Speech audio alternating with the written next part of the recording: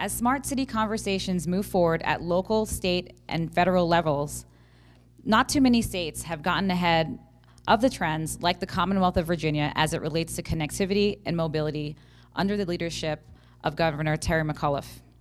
With that, join in welcoming Virginia's Secretary of Technology, Karen Jackson.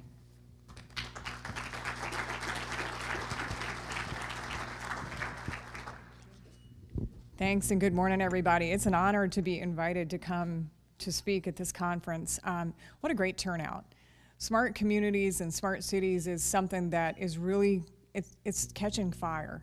And it's so fun to be in a room with energized people who are here to learn more about what it really means, how to get started. We've had some great conversations already this morning about how we can collaborate, how we can try to advance the platforms. In Virginia, what we've discovered, and I'm going to go out on a little bit of a limb and say I assume this is probably the case in most other states, is that a lot of the work that has been done by the state at the executive level has centered on a particular piece of a smart community, a healthcare initiative, transportation initiatives that we've just heard about, autonomy, a lot of different opportunities around that. Virginia happens to be one of the 6 FAA test sites.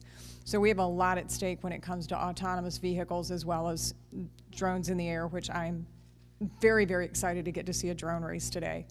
If you haven't seen one, do not miss it.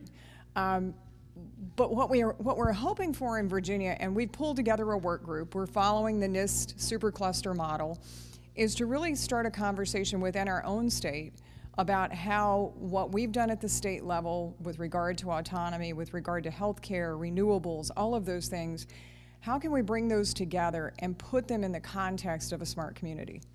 How can we bring those resources, those plans, future spending dollars together in a way that will help our communities grow and prosper in the next century?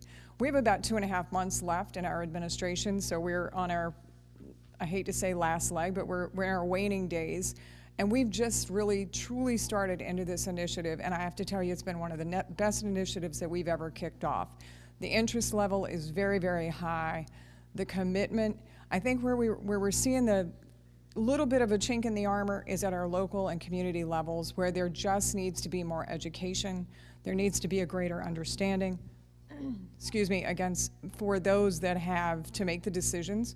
So through our process, we're hoping to build a primer, a guide that will help the people that are at the local level who need that little bit more comfort to have something that they can rely on, something that they can look at and say, oh, okay, I see how this fits together. I see how my community can benefit from this, and really start to have those conversations and truly not be too afraid when all the wonderful vendors that are here come knocking on their door and say, we have this great parking app, or we have this great smart metering app, or we have some kind of app that we want to partner with you on or sell to you.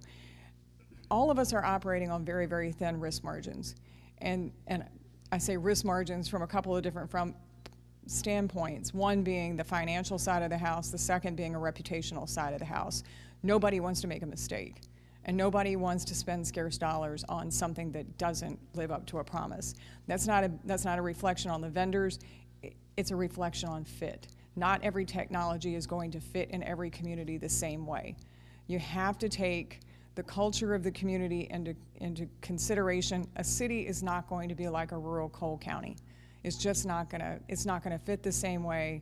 It's not gonna be able to be incentivized and started. The entire initiative can't even be started the same way. So our goal is to be a partner, to be upfront, to be the one having the conversation so that we demystify the idea of a smart community and start to have the conversations with those that will ultimately be decision makers down the path so that their life is a little bit easier, they feel a little bit less out on a limb by themselves, and then we can find ways, and you've heard so much about collaboration and partnership.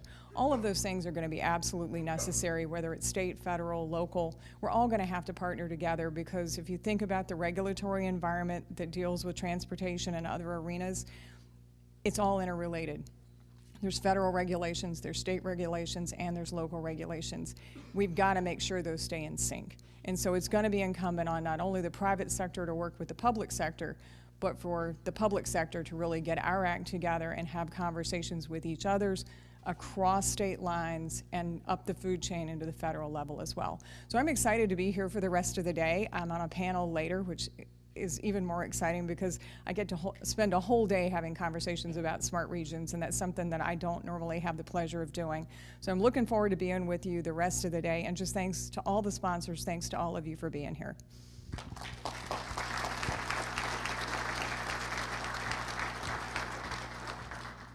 Thank you very much for your insights, Secretary Jackson. It's such an honor to have you with us all day today.